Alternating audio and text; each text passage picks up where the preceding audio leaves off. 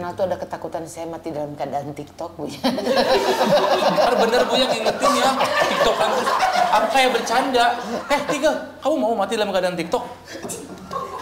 Diingetin Bu ya, bener kan? Dalam keadaan TikTok tuh maksudnya gitu ya. Ini lagi TikTok kan, terus mati. Agama dengan paham terhadap agama itu beda. Islam dengan orang Islam lain. Ya, Islam dengan Muslim beda. Islam satu, tapi Muslimnya banyak gak? Maka kalau, mohon maaf nih, kalau abang nih ngelakukan suatu kesalahan, apakah Islamnya salah? Enggak. Atau di Indonesia ada partai yang mengklaim dirinya Islami, lalu tokoh partainya misalnya terlibat suatu korupsi. Apakah Islam ikut korupsi? Enggak, itu ya. Personal dia aja. Jadi kita nggak akan kemudian menjudge semua, mengeneralisir semua.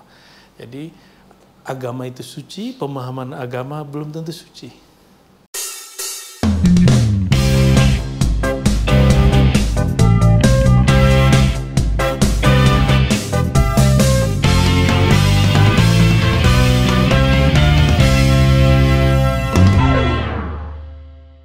Rotizen, terima kasih ya. Kamu selama ini sudah menjadi penonton setia konten-konten kami.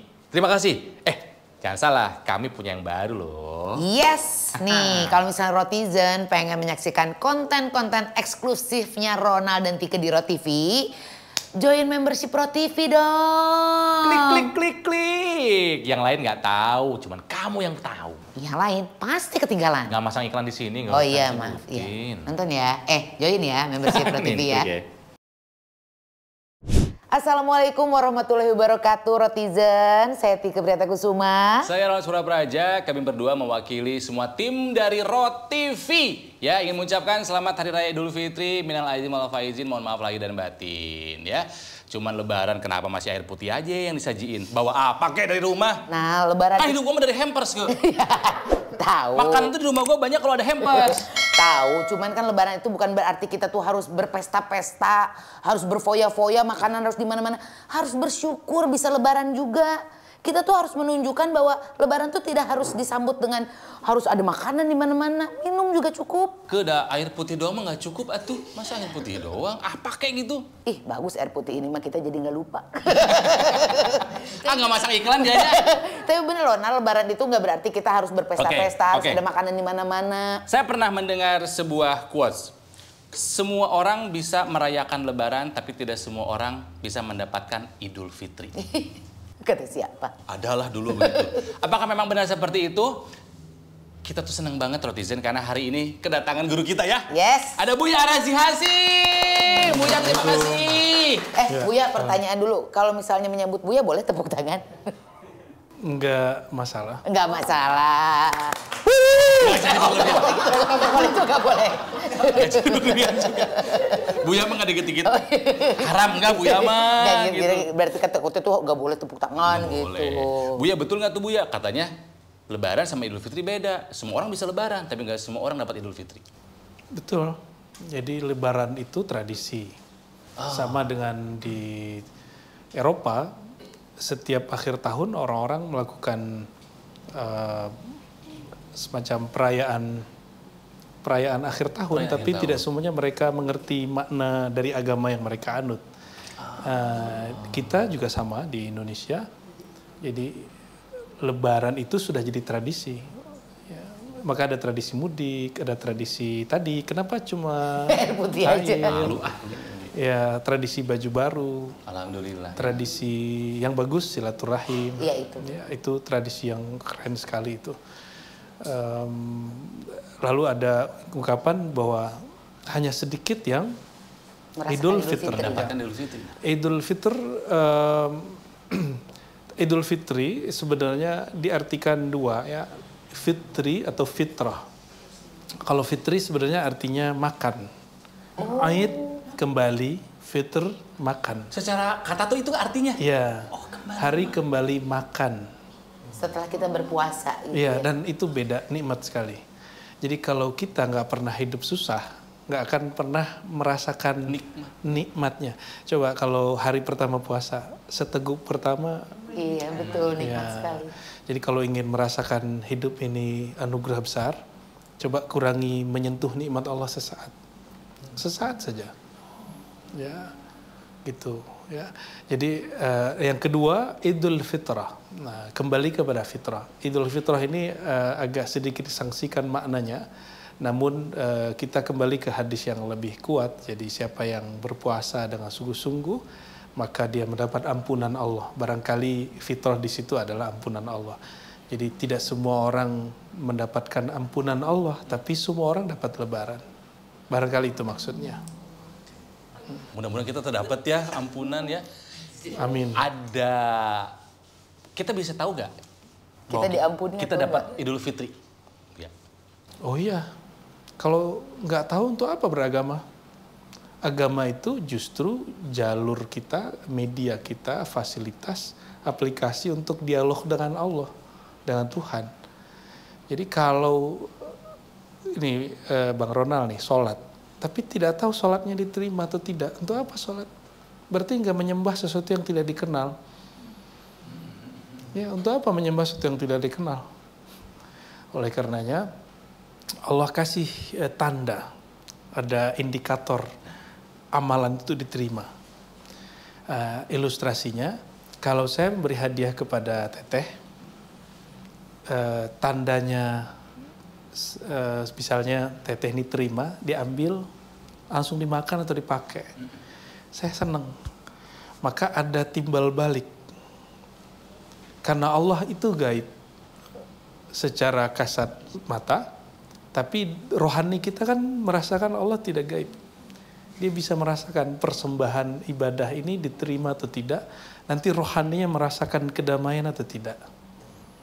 Itu dia tambah keras atau tidak. Hatinya tambah lembut atau tidak. Dadanya tambah lapang atau tambah sempit. Maka saya khawatir orang-orang beragama hari ini jangan-jangan ibadahnya tidak diterima Allah. Karena tambah emosi. Tambah mudah menyerang orang. Ya, kita justru khawatir ya. Ada jangan-jangan dirinya sendiri tidak terima itu, apalagi Allah Subhanahu wa taala. Ya. Wallahu a'lam. Ajang introspeksi tuh. Wah, Kenapa? pengen nangis sih. Kok pengen nangis? Iya. Itu tadi yang bilang sama Buya gitu, bahwa harusnya kalau kita merasa bahwa apa yang kita lakukan itu memang betul gitu ya, dan memang kita mendapatkan maaf dari Allah gitu ya, kan kita bisa merasakannya gitu. Nah kadang-kadang kan kalau kita sebagai manusia tuh pengen lihat tandanya ya gitu, tandanya seperti apa gitu. Ya, tandanya salah satunya adalah rasa kedamaian kolbu. Jadi fadhkuruni adzkurkum. Allah mengatakan, ingat aku sebenarnya lebih dahulu ingat kamu. Jadi tanda Allah ingat kita diizinkan menyebut namanya. Oh, itu ciri-cirinya. Coba lebih dulu ada Allah apa kita? Allah dong. Maka lebih dahulu Allah menyebut kita, baru zohirnya kita menyebut namanya. Gitu. Maka salah satu tanda Allah ingat si hamba ini akan disayangi, maka dia diarahkan ke jalannya. Gitu. Fazkurni azkurkum. Kalau terjadi dua ingatan ini ketemu, ini yang disebut wajilat qulubuhum, hatinya bergetar, hati terasa tenang. Jadi getaran hati, ketenangan jiwa itu bagian dari indikator amalnya diterima. Nah, silahkan tuh dipikirin tuh Rotizen ya. Jadi bener nggak Bu ya? Katanya gini, banyak sekarang ya beragama itu banyak yang salah paham karena pahamnya salah. Bener juga itu. Ya, agama dengan paham terhadap agama itu beda. Islam dengan orang Islam lain. Ya, Islam dengan Muslim beda. Islam satu, tapi Muslimnya banyak gak? Maka kalau, mohon maaf nih, kalau abang nih ngelakukan suatu kesalahan, apakah Islamnya salah? Enggak. Atau di Indonesia ada partai yang mengklaim dirinya Islami, lalu tokoh partainya misalnya terlibat suatu korupsi. Apakah Islam ikut korupsi? Enggak, itu personal dia aja. Jadi kita nggak akan kemudian menjudge semua, mengeneralisir semua. Jadi agama itu suci, pemahaman agama belum tentu suci. Ya, Al-Quran suci. Suci. Tapi kalau Bang Ronald baca Quran, pemahaman Bang Ronald bisa beda dengan saya. Iya. Ya, kalau dia suci mestinya dia nggak begitu. Harusnya sama semua orang. Mestinya ada kesamaan walaupun dia beda gitu. Mungkin nggak Buya itu karena mungkin cara belajarnya Pasti. salah gitu. Enggak. Berbeda belum tentu salah. Berbeda Iya. tentu salah. Jadi yang betul itu kita harus belajar agama itu seperti apa? Belajar agama seperti Rasulullah mengajarkan. Rasulullah itu mengajarkan langsung. Fisik ketemu fisik, rohani ketemu rohani. Jadi harus ada gurunya berarti ya, wajib. tidak bisa Ya. cuman belajar dari Enggak. baca atau dari Karena dulu kemarin YouTube Tika gitu ini kan. tarekat al-YouTubiyah. Iya. Emang ada tarekatnya? Enggak dari YouTube. Siapa Nah ustadznya dia tuh gitu mursyidnya? tuh Buya fitnah terus sama saya. Nah, boleh nggak Buya kalau belajar begitu?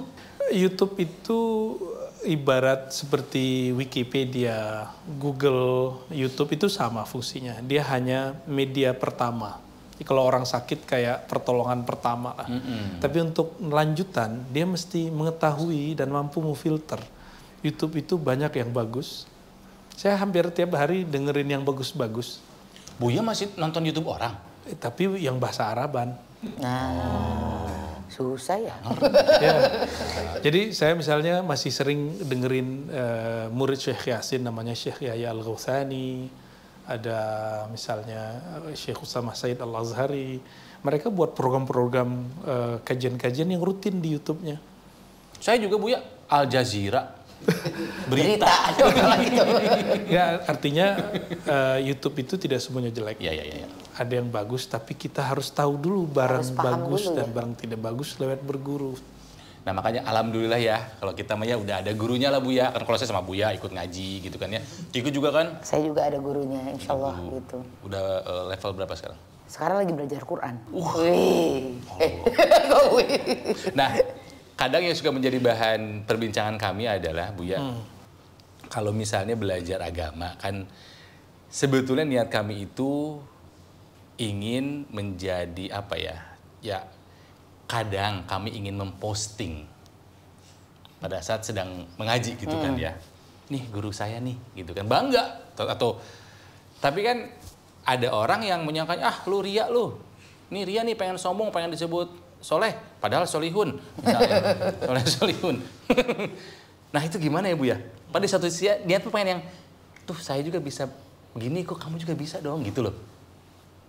Posting dengan trainer atau biasanya badannya begini kan ada pelatihnya kan. Ya. Boleh nggak? Ya boleh. Boleh.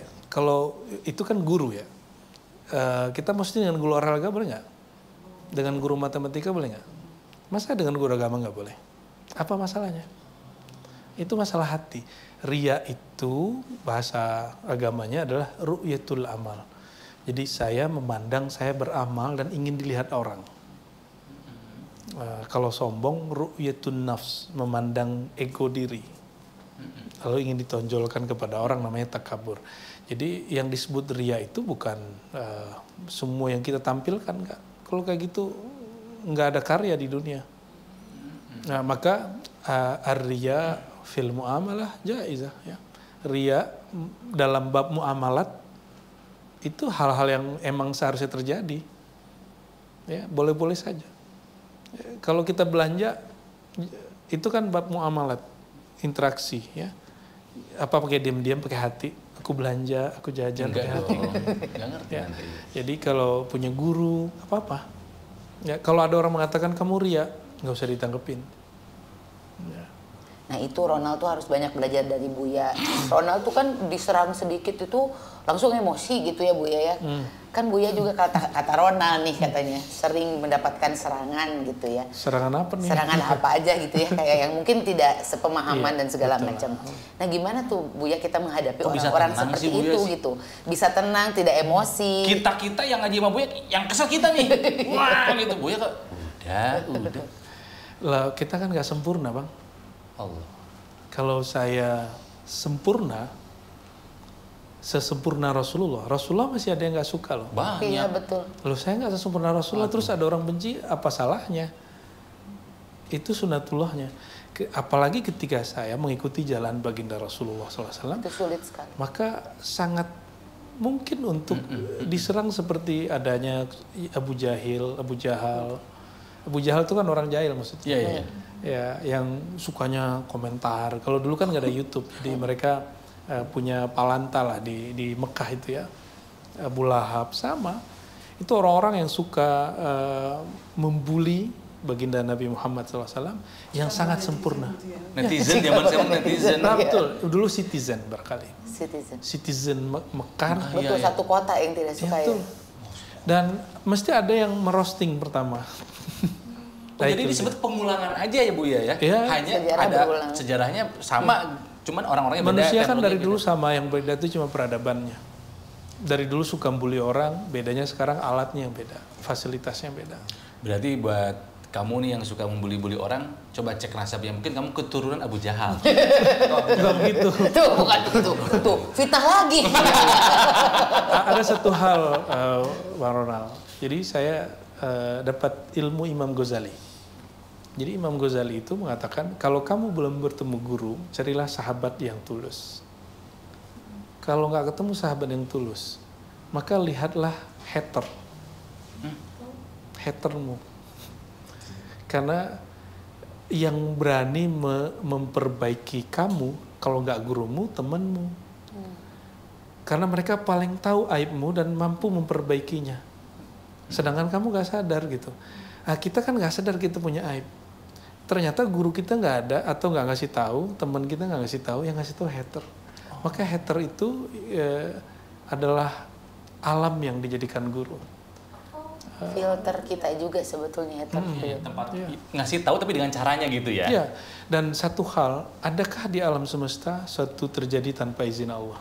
Tidak. Berarti si pembuli, Om. si hater, buat komentar dimanapun, izin Allah nggak? Tergantung kita hamba Allah menerimanya gimana gitu.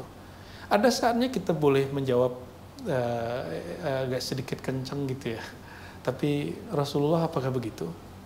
Enggak. Rasulullah SAW mengambil ayat Quran, idfa billati hiya ahsan. Jadi tanggapilah, balaslah sesuatu dengan yang lebih lembut, lebih indah. Kan Rasulullah itu bernama Hasan. Salah satu nama Rasulullah itu Hasan. Yang indah, yang bagus. Al-Jamil, Al-Jamal, maka ada nasyid ya Jamalu, ya Jamalu ya. Maka jangan perburuk keindahan itu dengan membalas hater dengan cara dia gitu. Kita balas dengan cara yang Jamal, yang indah juga. Tapi memang lebih sulit daripada cara yang Sulit karena kita punya ego. Ya. Nah, Ada ego. itu tipsnya. Jadi perbaiki si ego itu. Buya, ada yang mengatakan bahwa kita itu lebih baik memperbaiki diri sendiri daripada kita berusaha untuk memperbaiki orang lain. Emang begitu. Jadi ada satu riwayat yang dipakai oleh Syekh Najmuddin Kubro atau Kubri dan juga Imam Ghazali, Imam Rifai. Riwayat Israiliyat, tapi ini sahih, benar valid. Israiliyat. Sayyidina Isa ketika mengajarkan murid-muridnya yang beberapa belas orang itu, apa kata beliau? Wa'iz nafsak summa wa'iz ghairak. Kalau diterjemahkan, sebelum kamu mengajar orang, ajarlah dirimu dulu. Sebelum kamu memperbaiki orang, perbaiki dulu dirimu. Jika caramu memperbaiki diri itu bekerja, pasti memperbaiki orang lain bekerja. Karena al-mu'min mir'atul li akhihi, seorang mukmin cerminan bagi saudaranya yang lain. Jadi kalau cara saya benerin diri itu bekerja, oke, maka orang lain akan bekerja. Maka kata-kata yang sama jika disampaikan oleh dua orang yang berbeda, hasilnya beda. Kenapa? Yang satu sudah bekerja pada dirinya, yang satu baru hasil baca buku. Karena kan banyak sekarang ini mudah sekali orang menyalahkan orang lain gitu. berbeda sedikit, kamu masalah gitu. Jadi kayak Karena dia belum mengenal dirinya. Jadi kalau orang kenal dirinya, kalau dia sudah salahkan dulu diri kita, baru salahkan orang lain. Gitu. Atau baru belajar kulitnya aja kali. Ya itu, baru belajar kulitnya. Baru belajar kulit. Oh iya. jangan berkaca-kaca dong. Ya, bayangkan Rasulullah itu Shallallahu Alaihi Wasallam di Mekah nggak pernah ngajarin sholat 5 waktu. Sholat 5 waktu itu baru diturunkan dalam riwayat 5 atau 3 tahun sebelum Nabi hijrah. Iya. 5 atau 3 tahun sebelum hijrah. Dan dalam 3 tahun itu, anggaplah 3 tahun di Mekah itu Nabi sudah dapat perintah sholat. Nabi nggak nyuruh sholat.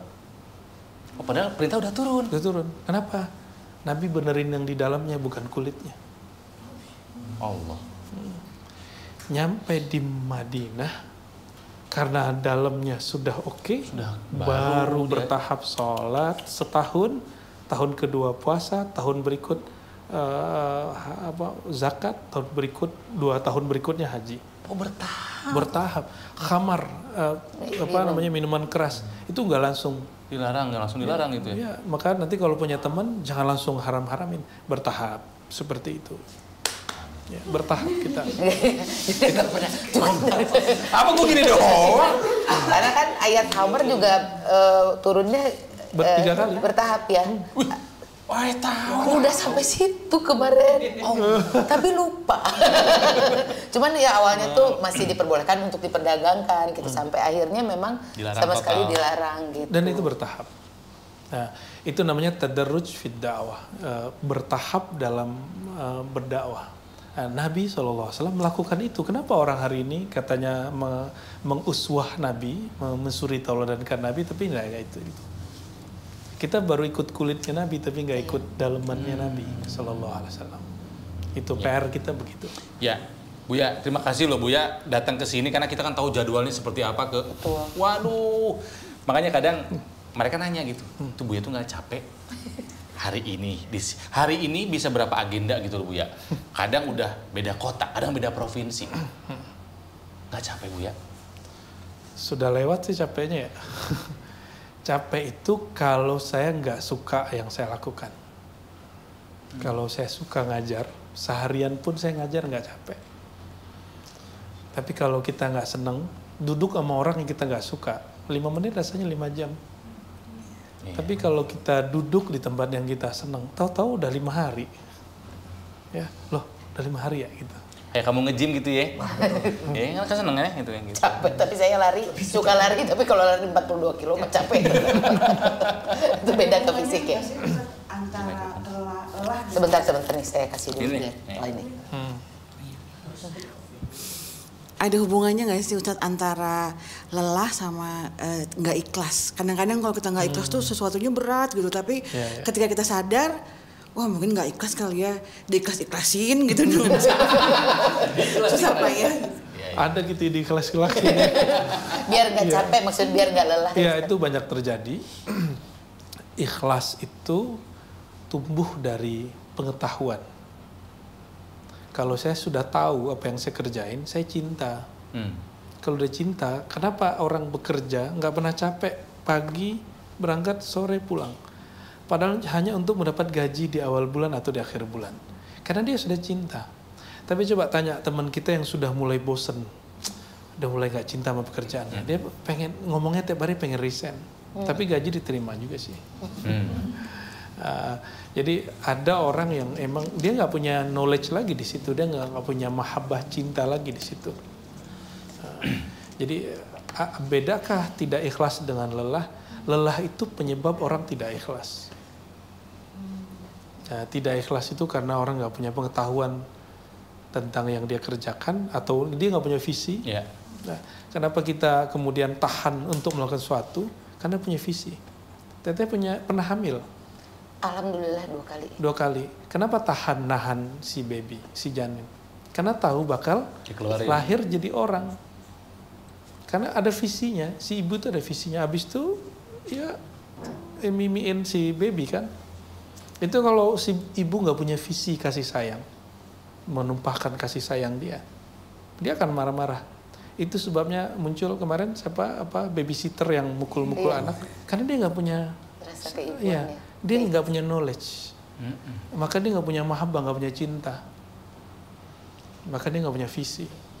Oke. Ya. Jadi benar nggak Buya, supaya kita lebih mudah, lebih ringan menjalani, kita rubah lelah menjadi lillah. Ya, lebay sih. Itu bukunya bestseller banget tuh. Iya. Rubah lelah menjadi lillah katanya. Benar nggak tuh Buya? Iya, bener sih. Tapi kok lebay? Ya, aku geli aja dengernya. Tapi karena memang ikhlas itu susah sekali untuk kita bisa ikhlas gitu ya. Nah caranya gimana untuk bisa Tadi ikhlas? harus kenal cinta, dengan tujuan kita ngapain. Ya, kerja ngapain?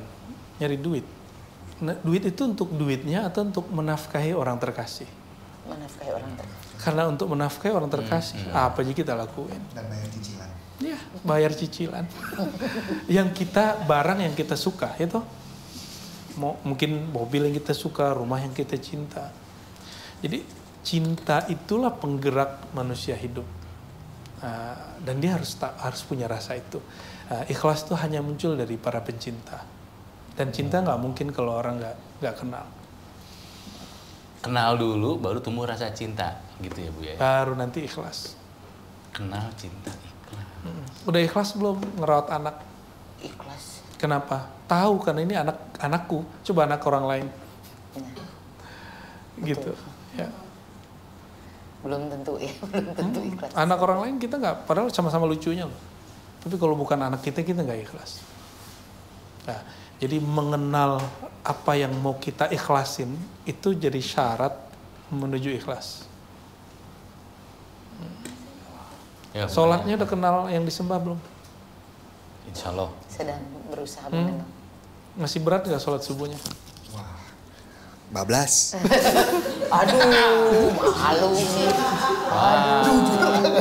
Iya betul, harus jujur, nggak boleh harus ditutup. Iya. Sebetulnya yang paling susah itu Isa saya kalau saya. Tapi puasa enggak dong. Puasa Sahur bagus. langsung. Iya. Karena kadang Rangga ini suka bingung. Kamu sholat subuh atau duha sih? Apa? Ini sekali nanya. Bener nih saya izin nanya. Ada bilang kalau lewat jamnya sholat subuh gitu, terus kebangun pas let's say jam 7 pagi gitu. Kan matahari udah terbit. Katanya nggak tahu bener apa nggak haram, tapi paksa sholat. Nah itu gimana Bu ya? Wajib sholat, kan itu kewajiban. Meskipun waktu udah lewat. Nggak ngaruh. Jadi dalam hadis itu idza nama ahadukum an salatihi aw nasya falyusalliha idza dzakaraha. Hadis Bukhari ya. Siapa yang tertidur atau lupa maka sholatlah di waktu dia ingat, dan itu pernah terjadi sama Rasulullah SAW sekali. Rasulullah pernah kelewat sholat. Jadi waktu safar yang berat sekali perjalanan di padang pasir, tiba-tiba Bilal disuruh, Bilal kita berhenti di sini, kamu jaga depan. Ternyata Bilal tertidur dalam keadaan berdiri. Dia jaga pakai tongkat, tertidur di tongkatnya. Telat azan jadinya. Akhirnya azan jam 7 azan.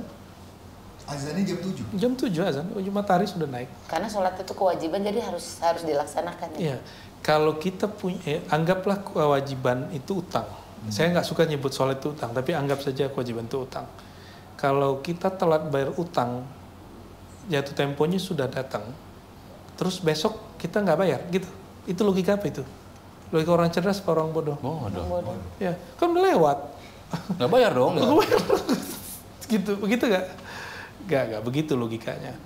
Ya, maka dalam hadis Nabi, fadainullah ahaqqu ayyuqda. Walaupun konteksnya ini puasa, tapi kita bawakan ke sholat. Maka utangmu kepada Allah, kewajibanmu kepada Allah lebih utama kamu bayar. Oke. Itu ya. Buya, gimana sih cara Buya belajar? Kayaknya banyak tahu gitu kan? Enggak. Oh, Saya nggak banyak tahu. masih muda ke. Masih Banyak muda. makan Waktu tahu ya. Ronald bilang, aku punya guru, kata Bu Ares. Aku pikir, wah pasti aki-aki nih. Gitu ya. Pemikirannya gitu, begitu saya lihat. Terus juga tadi sempat lihat bahwa usianya masih muda, di bawah kita ya Nal ya. Tapi kayaknya titlenya juga udah doktor ya. Iya, dokter. Kayaknya panjang, Bukan belajarnya dokter ya, lama. dokter nyuntik. Iya. Dokter. Berarti belajarnya lama kan kalau dengan titel sepanjang itu gitu. Bedanya kita lama ngaji aja. Saya dari kecil ngaji, itu aja bedanya. Dari umur kelas 2 SMP itu, umur berapa tuh? Itu sudah belajar toriko gitu. Dari SMP. Habis itu kelas 3 ikut suatu aliran yang agak keras ya, agak tegas gitu. Terus ya macam-macam lah. Habis itu belajar kitab lebih awal aja dari orang-orang. Dan Buya masih tetap belajar sampai saat ini? Masih. Saya masih baca buku tiap hari.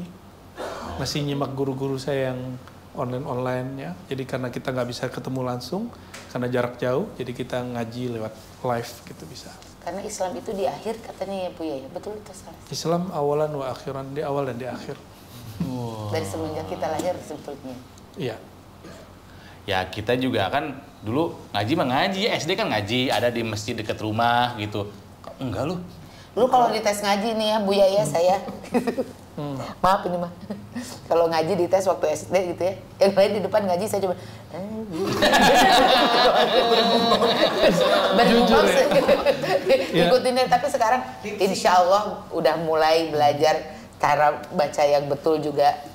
Mudah-mudahan lah gitu. Tapi Allah suka orang jujur kok. Gitu. Ya, jujur. Ya aja. apa-apa. Kan syarat baca syarat masuk surga bukan berarti mampu baca Iqra, baca dengan Quran yang bagus-bagus, enggak. Ya mampu semampunya apa? Semampunya. Ya. Enggak mesti dengan irama yang keren. Kan Quran itu kalamullah bukan nyanyian. Jadi baca Quran enggak mesti dengan irama yang aneh-aneh. Ya. Ya kalau bisa bagus ya nggak apa-apa gitu ya. Penting mentajwidkannya. Tajwid itu sekarang berganti istilah di Indonesia tahsin. Sebenarnya yang tepat itu tajwid. Tajwid itu membaca huruf sesuai sifatnya, makharijul hurufnya, berhenti pada tempatnya, memanjangkan pada gitu, itu. Itu sulit sekali. Tapi ada yang lebih penting, memahami isi bacaannya. Jadi seumur ini nggak usah belajar lagi menerjemah dengan ribet seperti santri. Sekarang belajar meaningnya. Membaca tetap dilatih. Tapi Arti atau tafsir Buya? arti itu hanyalah tafsir secara harfiah. Terjemahannya. Yang sekarang yang dimaksud Nabi itu maunya kita memahami apa yang beliau maksud, bukan apa yang Kata per kata gitu, Iya, bukan kata bukan. per kata. Maknawinya gitu ya. Kata per kata itu untuk calon kiai. Oh gitu. Jadi kalau belajar kata per kata, emang mau sampai kapan? Udah harus ganti. Jadi kita pun nggak akan memaksakan ngaji ala santri kepada orang yang sudah lewat umur santri. Ini santri tua. Karena Nabi juga kan, Iya. Rasulullah tuh lama sekali untuk bisa. Iya. Apakah Belajarnya Nabi pun. SAW mengajarkan kata per kata? Enggak. Nabi mengajarkan meaning. Nabi langsung mengajarkan halnya, caranya. Orang Arab tuh nggak semua ngerti Quran loh. Walaupun diturunkan dalam bahasa Arab, nggak semua ngerti bahasa Arab. Bahkan ada yang mereka nggak ngerti sama sekali. Alif, Lam, Mim itu nggak ada yang ngerti. Gak ngerti maknanya apa gitu. Nah, hanya sahabat-sahabat tertentu yang kolbunya Allah beri cahaya, itu dapat paham. Nah, karena Quran itu turun kepada kolbu Nabi SAW, maka yang harus dipelajari adalah ilmu kolbu, ilmu hati. Nah, nanti baru dapat ketemu nanti frekuensi kolbunya Nabi. Allah. Ini yang nggak pernah berubah. Hati manusia nggak pernah berubah. Kalau peradaban, pakaian, kendaraan berubah. Kalau hati nggak berubah. Watak nggak berubah. Manusia dari dulu begini aja. Ya. Oh ya, berarti kalau misalnya Tenang, sebentar. kalau hati manusia tidak berubah, kan kalau terjadi siklus gitu, ada beberapa siklus dalam kehidupan manusia. Misalnya dia dihadapkan pada cobaan 1 dan cobaan 2 ketika siklusnya melandai atau meninggi.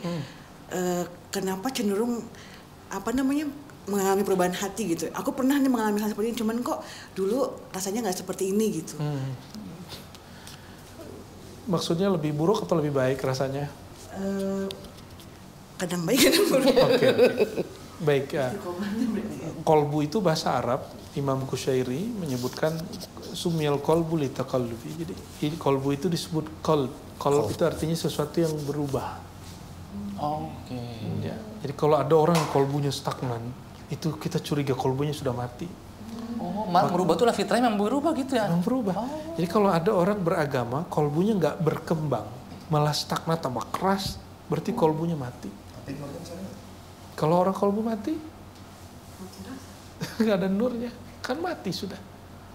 Makanya orang-orang begitu mayat berjalan. Waduh, walking Jadi dead. dia memahami Quran ya harfiah, dia nggak ada spiritnya, nggak ada makna yang betul-betul utuh yang dia dapatkan. Nah, si kolbu ini kan dia berubah.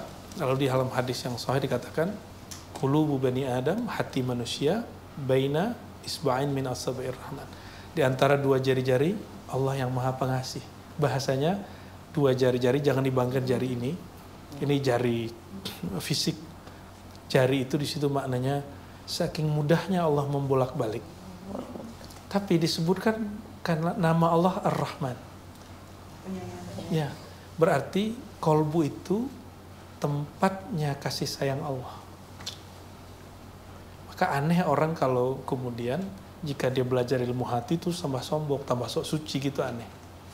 Ya. Nah, tapi yang banyak kayak gitu. Ya berarti dia belum belajar inti beragama, dia baru belajar kulit agama. Nah itu Bu ya, tadi kan aduh ya, apa jadi sombong gitu. Karena aku sejujurnya ya ngalamin misalnya ada sakit hati atau apa, boleh gak sih aku tuh GR. Jadi setiap kali ada kesusahan aku tuh GR, Allah tuh sayang banget sih sama gue gitu. Kalau misalnya apa untuk menuju rasa ikhlas, akhirnya memunculkan rasa GR, Allah tuh sayang banget sih sama gue. Apalagi sih nih Allah gitu. Karena aku selalu untuk memotivasi diri ini, Allah tuh sayang banget ya. Sampai ada tadi ke ikhlas ya, ke rasa ikhlas ketika sesuatu misalnya nih ya, aku divonis nggak bisa punya anak secara medis, tapi justru aku akhirnya berbesar hati dan sombong nggak sih kalau ya Allah, kok aku sih yang dipilih gitu, sayang banget sih gitu, sampai akhirnya ternyata hal itu membawa perasaan ikhlas kepada sesuatu yang terjadi dalam hidup saya, yang akhirnya kayak seperti kayak cobaan mungkin ya. Tapi akhirnya saya alhamdulillah dan bersyukur, oh ini toh Allah itu ngasih cobaan ini untuk melahirkan keikhlasan itu. Jadi melepas sesuatu yang akhirnya, oh oke. Tadinya merasa berat, tapi akhirnya ikhlas itu kayak mungkin buat orang itu cobaan, tapi akhirnya aku ngerasain anugerah. Ya. Ternyata ada rasa sakit itu, oh ternyata ini toh jalannya Allah gitu. Boleh gak sih aku tuh kayak sombong gak sih gitu. Jadi aku menghadapinya emang harus begitu. Baik banget sih gitu. Emang harus begitu. Hadis qudsi yang sering kita dengar, aku berdasarkan persepsi hambaku. Jadi GR tadi itu mensugesti diri tentang Tuhan, tentang Allah.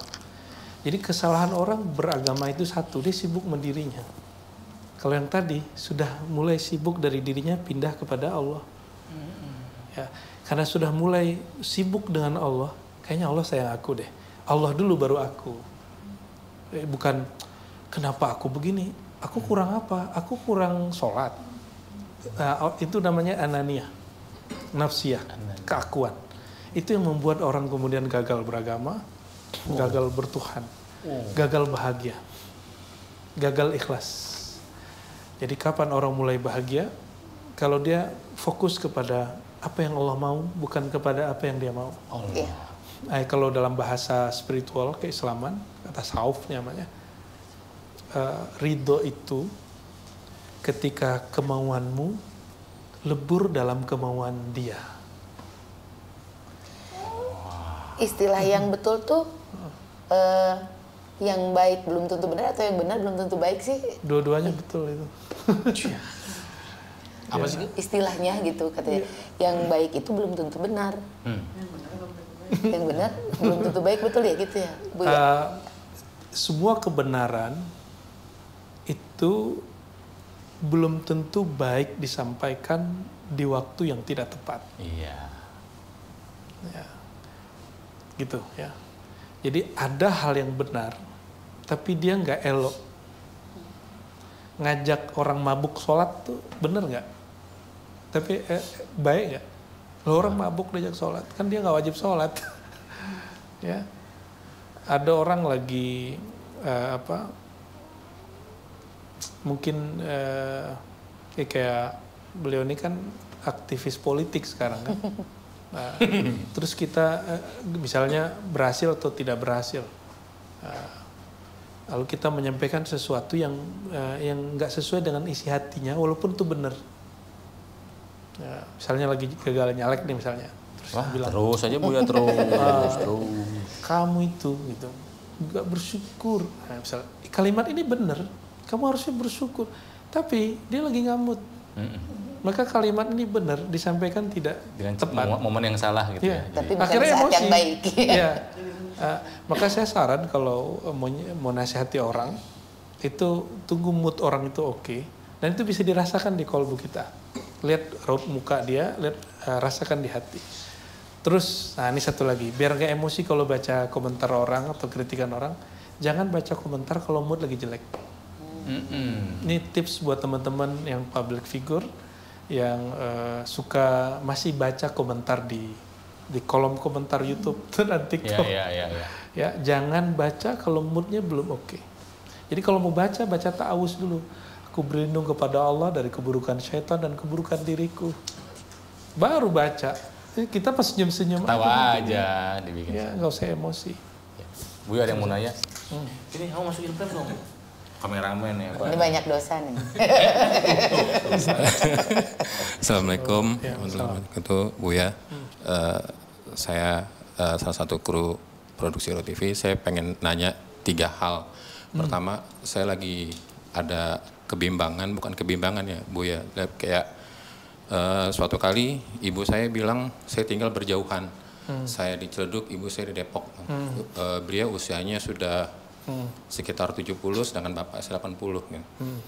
Terus ibu saya bilang, nak coba kamu pikirin,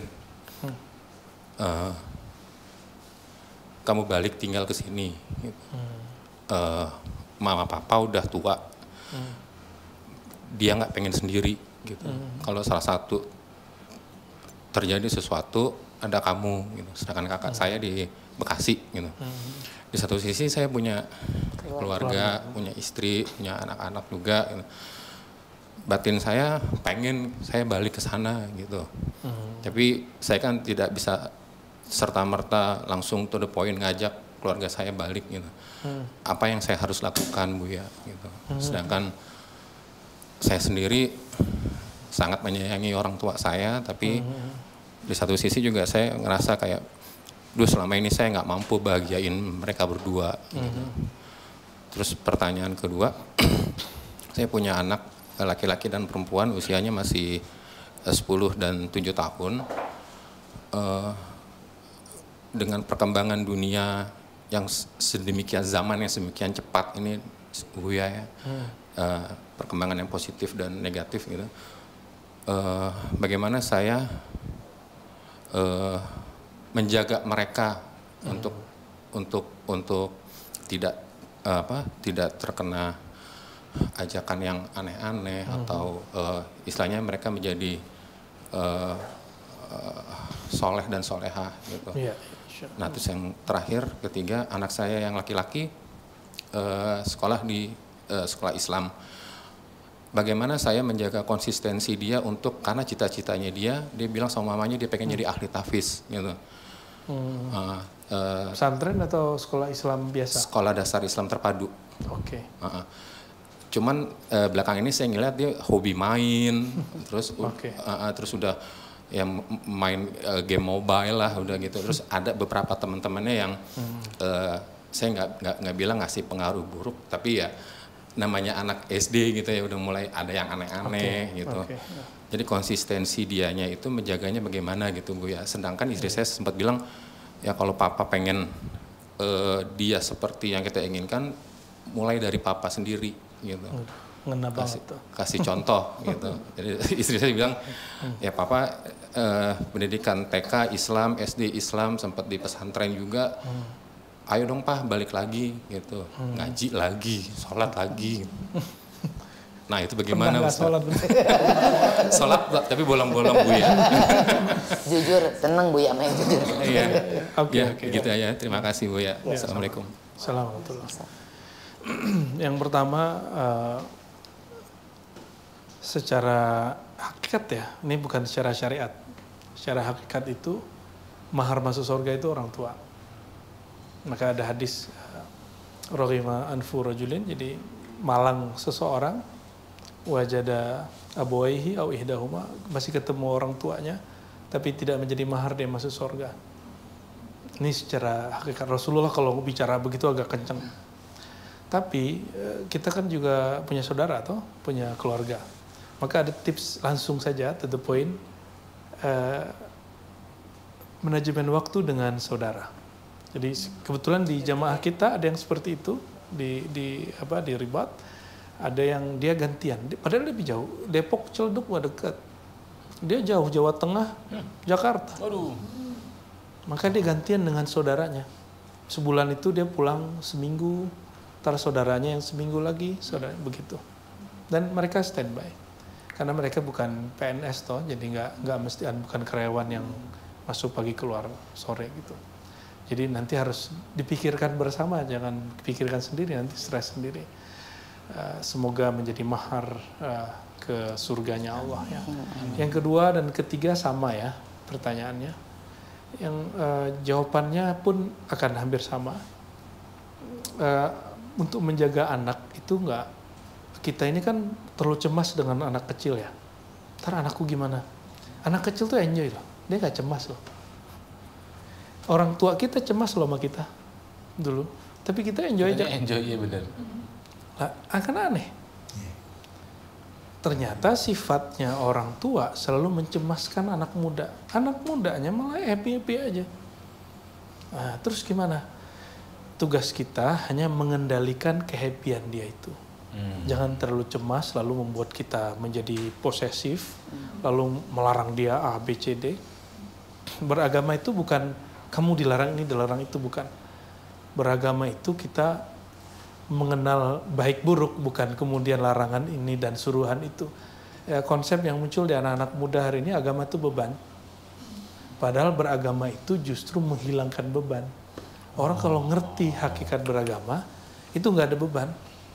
Tahajud itu nikmat. Sedekah itu kayak biasa aja gitu ya. Kebutuhan malah jadi ini kayak kita punya beban di badan, lalu kita titipin ke orang. Nikmat bener itu. Coba kalau abang nggak ada barang bawaan banyak, ada orang minta nih, nawarin, sini aku bawain, mau nggak? Mau. Nah, pengemis itu seperti itu.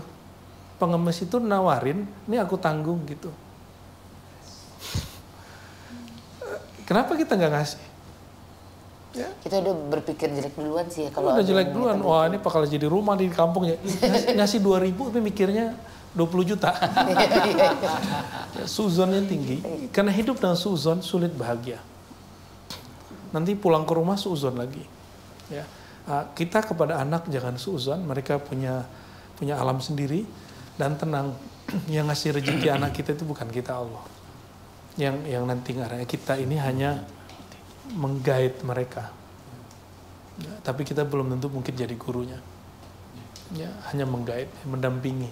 Jadi ada satu hal yang paling penting, irhamuhum wad'u lahum. Sayangi anak itu dan doakan mereka. Banyak orang hanya sayang, ngasih duit, ngasih perhatian, tapi tidak mendoakan anak. Padahal doa itu bisikan ilahiyah yang kita minta kepada Allah, nanti Allah yang, biar mesinnya Allah yang bekerja. Kita nggak akan sanggup melawan mesinnya Tuhan itu, gitu ya. Wallahu a'lam bishawab. Ya, Buya, bagaimana caranya kita yang urban ini nih, yang tinggal di kota besar gitu, modern lah, gitu ya, dengan waktu kita bukan anak pondok juga, nggak pernah di pesantren. Ronaldo ada ketakutan saya mati dalam keadaan TikTok, Bu. Bener Bu yang ingetin ya, TikTokan terus apa kayak bercanda. Tiga, kamu mau mati dalam keadaan TikTok? Diingetin Bu ya, bener kan? Dalam keadaan TikTok tuh maksudnya gitu ya? Dia lagi TikTokan terus mati. Kaku. Oh gitu. Bener kan diingetin kan? Iya. Intinya gini, bagaimana cara kami ini yang tinggal di kota besar dengan pekerjaan, nggak pernah mondok juga, punya guru tapi ketemunya sangat terbatas, kadang lebih banyak belajar lewat online. Bagaimana cara kami belajar agama supaya menjadi orang yang lebih baik, Bu ya? Ya, almar'u ala dini khalil, begitu kata Nabi. Seseorang itu tergantung gaulnya sama siapa. Sekarang kan sudah mulai kenal ya teman-temannya yang kira-kira hatinya beres lah. Dalam tanda kutip ya. Bukan hati yang suci, enggak. Kira-kira beres lah gitu. Hatinya kira-kira bisa diajak ke Allah. Walaupun kita semua tahu kita ini nggak benar, tapi dia mau diajak benar. Nah, maka mulai berkomunitas, berteman. Jadi kalau bekerja silakan bekerja di mana aja, tapi yang dijadikan teman nongkrong, teman kita input output dengan dia, itu orang-orang yang emang dia mau diajak benar. Sang Maha Benar karena Allah, yang mau diajak ke Allah gitu. Sesederhana itu ya. Terus yang kedua, karena tidak pernah nyantri ya, maka jangan lagi berpikir mau jadi ulama dalam pengertian belajar kitab seperti saya belajar kitab, nggak usah. Sekarang cukup ambil saja ilmu yang dihasilkan ulama itu. Ya, maka wajib punya guru walaupun ketemunya hanya sekali sebulan. Nah, gurunya dibedakan, ada guru baca, ada guru fikih hukum, ada guru yang mengenalkan kita kepada yang kita sembah. Ini ilmu ma'rifatullah. Nah, karena awaluddin ma'rifatullah. Agama itu awalnya mengenal Allah, bukan sholat dulu, bukan baca Quran dulu. Hari ini kalau kita nyuruh anak beragama kan selalu sholat, puasa. Jadi anak itu taunya agama itu beban. Anak-anak muda hari ini taunya agama Islam itu ya beban. Taunya Islam itu ya khotbah yang kenceng-kenceng di masjid, yang atau setiap Ramadan ada sahur.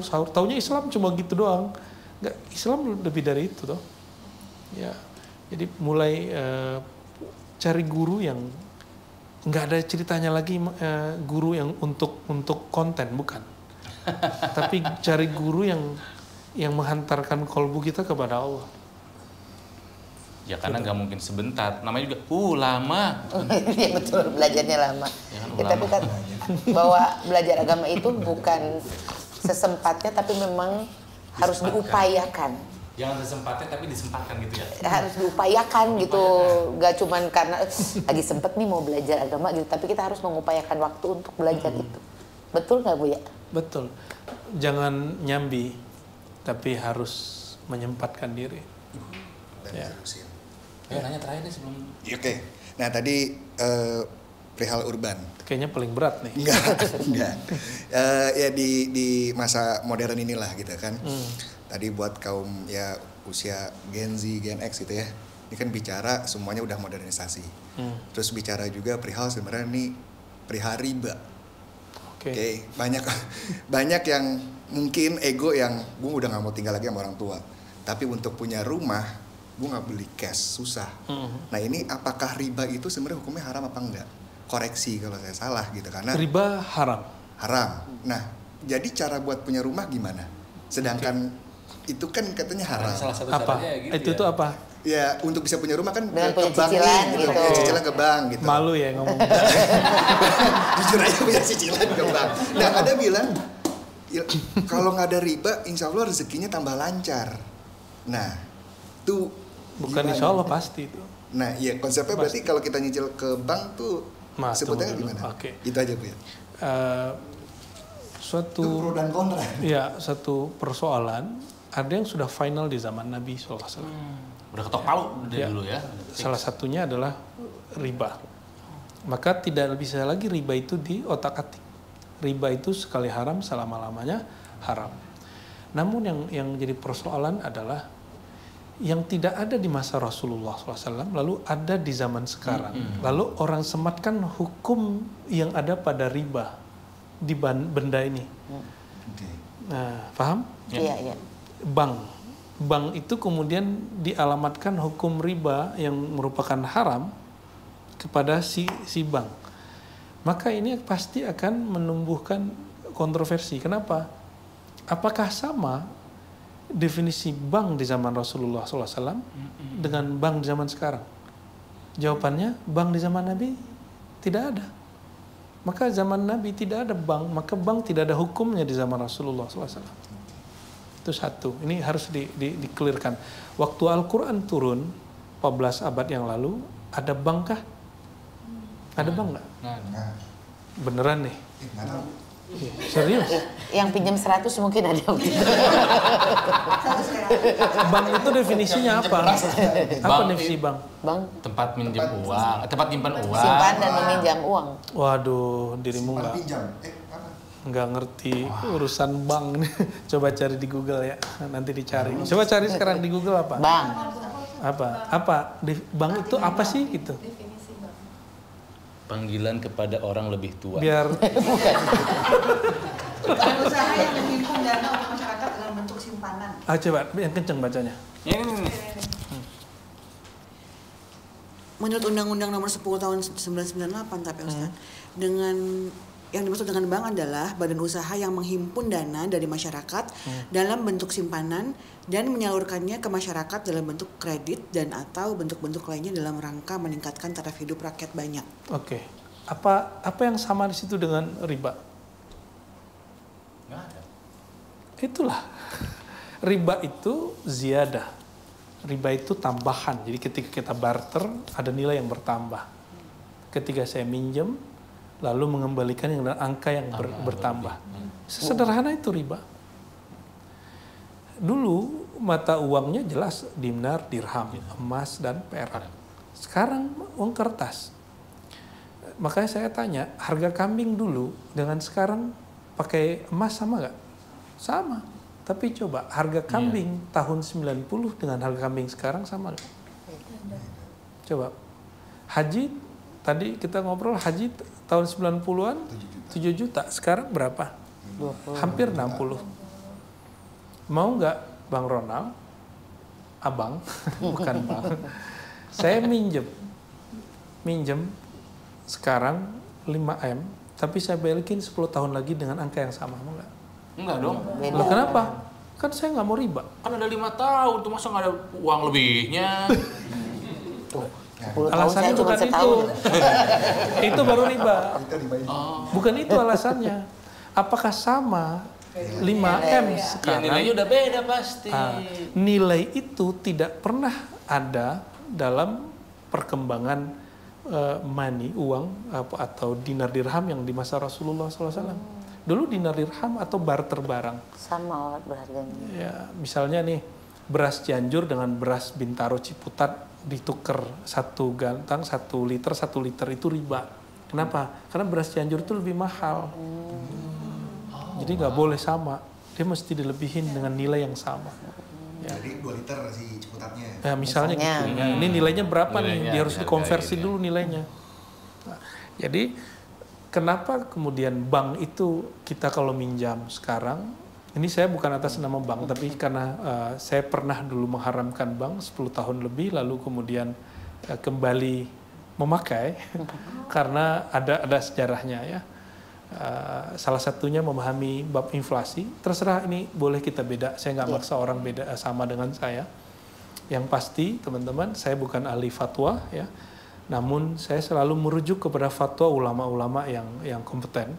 Kalau nggak tahu kalau yang baru-baru hijrah itu sudah bisa fatwa ya. Saya sudah ngaji lebih dari 20 tahun dan merasa tidak ahli fatwa. Menghatamkan kitab hadis 15 tahun, tapi saya nggak ngerasa ahli hadis kok. Ya, nggak tahu kalau mereka yang suka ngejudge itu dia sudah menjadi ahli hadis ya. Saya nggak ada urusan dengan dia.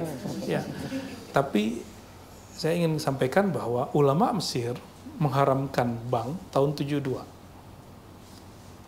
dan mencabut keharamannya 2003.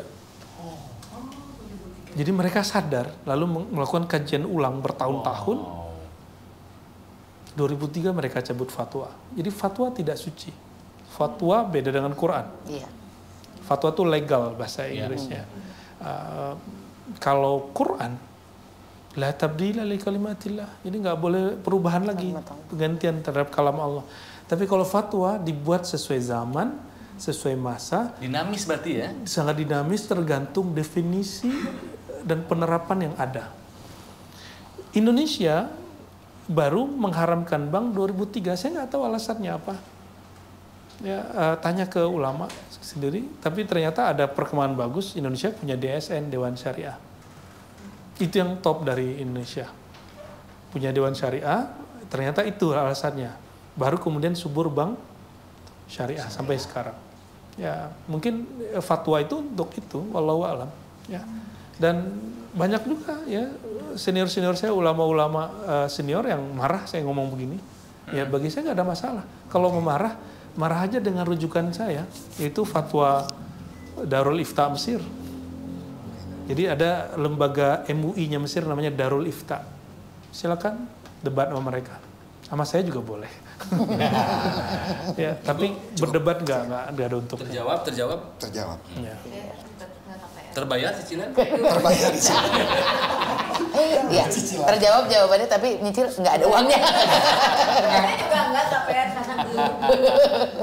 Ya tapi mudah-mudahan ya sesuai harapan bahwa kata Ronald bilang bahwa di Idul Fitri yang sekarang ini kita tidak hanya dapat Lebaran tapi dapat Idul Fitri gitu. Ya. Oke, terakhir Bu ya, sebetulnya makna kemenangan di Idul Fitri itu apa sih Bu ya? Nggak ada sih menang-menangan, itu mah Hari istilah kemenangan katanya Bu ya. istilah orang Indonesia aja tuh.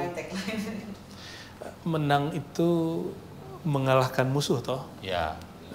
Barangkali ulama yang memunculkan istilah ini di khotbah-khotbah mereka melihat satu hadis inna ada ika manajan baik. Jadi musuhmu adalah antara dua bahumu itu dirimu sendiri. Ya, hadisnya menyebutkan gini, ketika kamu berpuasa lalu ada orang menghujatmu atau ngajak kamu tengkar, kita lagi puasa nahan makan, apa urusannya dengan emosi? Tapi Nabi mengatakan kalau kamu diajak orang tengkar, dibully, falyakul inni shaim, katakan aku lagi puasa loh. Berarti puasa itu nggak hanya sekedar urusan perut, tapi dia naik level kepada manajemen emosi, manajemen ini. Jika itu mampu dilakukan, ini yang disebut menang barangkali ya, yang dimaksud ulama-ulama kita. Nah, maka hari kemenangan itu berat sekali untuk disebut. Saya nggak berani. Jadi sampai hari ini saya tidak menggunakan istilah Idul Fitri dalam pengertian kembali kepada fitrah. Enggak. Saya juga nggak menggunakan hari kemenangan. Saya cukup mengatakan Aid, hari raya. Hari raya.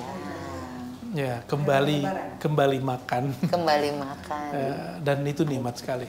Jadi mungkin agak sedikit berbeda dengan kebanyakan, karena saya nggak mau ngikutin sesuatu yang saya nggak ngerti. Ya, ngapain ngikutin sesuatu yang kita nggak ngerti? Orang bilang menang, kita bilang menang. Orang lebaran. Ya, itu tradisi. Jadi kalau menang, sepertinya belum semua kita menang. Ya, harinya sih menang, kitanya tidak. Hari raya aja kita Kembali makan aja deh ya. Kita merayakan hari raya aja. Hari raya aja kita makan deh. Iya. Di rumah lu ada apa? Aku Masak apa?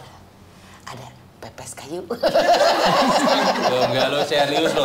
Aku di rumah sendiri lo. Ada ketupat, ada sambal goreng hati, ada gulai kambing, dan ada itu rabeg. Nanti Idul Adha sudah ada temannya, insya Allah. Amin. Wah, kayaknya Buya tahu orangnya siapa. Dia nggak pernah mau ngaku Buya, nanti aku korek-korek Buya. Iya. Hari kemenangan tuh Naldo. Masa dilatih karena pendamping ya? Amin. Ya, Rotizen, ya kayaknya kalau mau dikasih waktu berapa lama pun ketemu sama Buya atau sama guru kaji lainnya nggak pernah beres. Karena pertanyaan pasti banyak pertanyaan sekali, ya. Jadi Rotizen, dimanapun kamu menonton tayangan ini ya, mungkin lagi mudik di kampung halaman, sampaikan salam buat keluarga ya, atau mungkin nggak kemana-mana, tinggal di kotamu saja, ya nggak masalah juga. Yang pasti selamat merayakan hari raya. Selamat merayakan hari raya dan yuk kita kembali makan. Iya, yuk. Buya terima kasih. Buya terima kasih. Harusnya ada lagi. Selamat hari Lebaran. Itu yang lagi musim dan itu TikTok lagi kan? Tidak.